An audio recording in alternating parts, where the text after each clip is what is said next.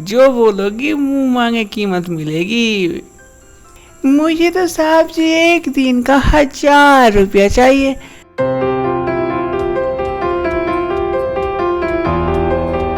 सोनू, पता है आज मैंने एक काम वाली को बुलाया है। वो बगल वाले घर में काम करती थी ना, तो मैंने उसी वर्मा जी को बोला कि आपके घर में जो काम वाली है उसे मेरे घर भेज देना। अरे यार, काम और होता नहीं है, कितना काम करेंगे हम लड़कों से, और काम नहीं होता है। इसीलिए सोचा कि चलो कुछ काम करने वाली को भी बुला लेते हैं। सही किया भाई, अब सही में काम नहीं करने का मन करता है। कब आने वाली है? बोली तो थी कि अभी आएंगे, देखते हैं कब तक आती है। तभी शांताबाई आती है। साहब जी, कोई घर पे है?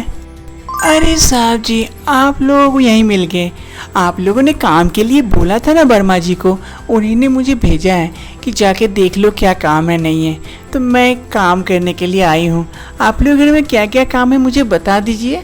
शांताबाई को देखकर दोनों के मुंह से लाट टपकता है। दोनों ऊपर से नीचे तक उसे सिर्फ ताकते रहते हैं। ओ साहब जी, आपने बताया नहीं क्या क्या काम है? ओ हाँ, अरे घर में बस झाड़ू पोछा करना है, बर्तन है, और घर का जो भी काम तुम्हें लगे वो कर देना, बस इतना सा ही काम है। ठीक है साहब जी, तो मैं कल से आके कर दूं?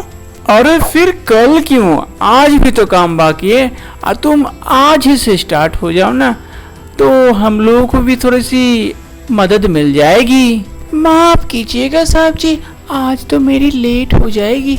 कल से मैं समय लेके आऊंगी, फिर कल से कर दूंगी, आज नहीं कर पाऊंगी। सॉरी, माफ कीजिएगा। अच्छा चलो ठीक है, कल से तुम आके कर देना, लेकिन समय पे आ जाना। ऐसा नहीं कि ज्यादा छुट्टी मारने लगी हो। ठीक है साहब जी।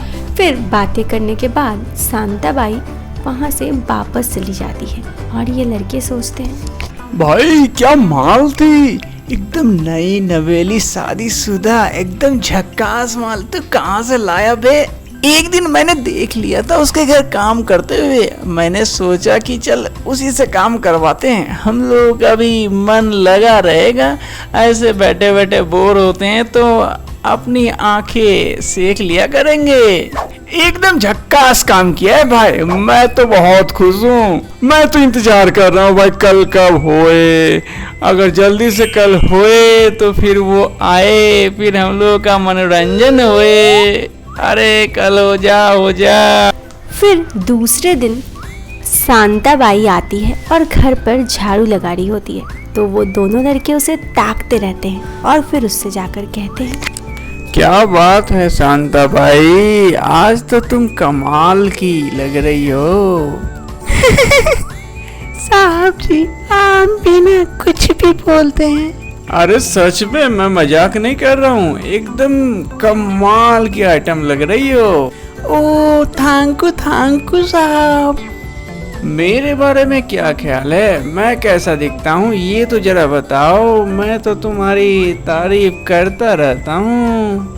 आप भी अच्छे दिखते हो साहब जी। ओहो, सिर्फ अच्छा दिखता हूँ या कुछ और भी? चलिए साहब जी, आप भी ना कुछ भी बोलते हैं। शांताबाई की बातों से ग्रीन सिग्नल मिल चुका होता है इन लड़कों को। वो दोनों समझ जाते हैं कि शांताबाई उनसे बातें करने में इंटरेस्टेड है, लेकिन अब सिर्फ वो उन्हें देखते ही रहते हैं, शांताबाई को। और फिर दूसरे दिन जब शांताबाई पोछा लगा रही होती है तो वो दोनों लड़के उसे ताकते ताकते फिर उसके पास आते हैं और आकर उससे कहते हैं कि क्या बात है, आज पोछा बहुत ही मजे से लगा रही हो, कुछ बात है का? नहीं साहब जी, ऐसे कोई बात नहीं है, बस मैं तब से नोटिस कर रही थी आप छुप के मुझे बहुत घूर रहे थे। क्या बात है, मैं आज कुछ ज्यादा ही सुंदर दिख रही हूँ क्या? अरे तुम तो हमेशा सुंदर ही दिखती हो, लेकिन आज तो एकदम कहर डाल रही हो। तो क्या करूं, छुप के मन नहीं भरा, इसलिए सामने आके देखने लगा। तुम्हें कोई दिक्कत तो नहीं? नहीं साहब जी, क्या दिक्कत हो सकती है, बस देखने के भी कुछ होने चाहिए। अगर आप वो दे दे तो फिर मैं आराम से दिखाने के लिए भी तैयार हूँ। ओह अच्छी बात है, आज तुम बोली तो सही। बोलो तुम्हें कितना पैसा चाहिए, जो बोलोगी मुंह मांगे कीमत मिलेगी। मुझे तो साहब जी एक दिन का 1000 रुपया चाहिए, और अगर आप दे सकते हैं तो बोलिए वरना छोड़िए। चल ठीक है, 1000 क्या 2000 भी दूंगा, बस मुझे खुश कर देना। फिर बाद में ऐसा वैसा बात नहीं होना चाहिए कि नहीं साहब जी मैं ऐसा वैसा कुछ नहीं करती।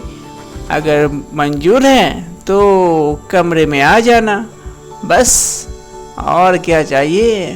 ठीक है साहब जी, आप चलिए, मैं आती हूँ थोड़ा सा तैयार होके, ताकि दिखने में भी खूब लगूं। उस लड़की के वहाँ से चले जाने के बाद इधर शांताबाई सोचती है उसे क्या करना चाहिए। उसे मुंह मांगे पैसे भी मिल रहे थे, उसकी लाइफ के सारे शौक पूरे जाएंगे। फिर क्या था, शांताबाई उस लड़के के पास पहुंच जाती है उसके बेडरूम में और उससे प्यार के गुल खिलाने लगती है।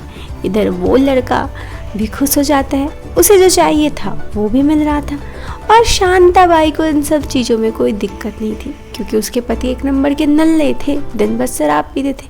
यहाँ पे ये लड़के कम से कम शांताबाई को पैसे दे रहे थे और आज की ज़िंदगी में उसके लिए पैसों की बहुत मोल थी। फिर ये सिलसिला ऐसे ही चलता रहता है।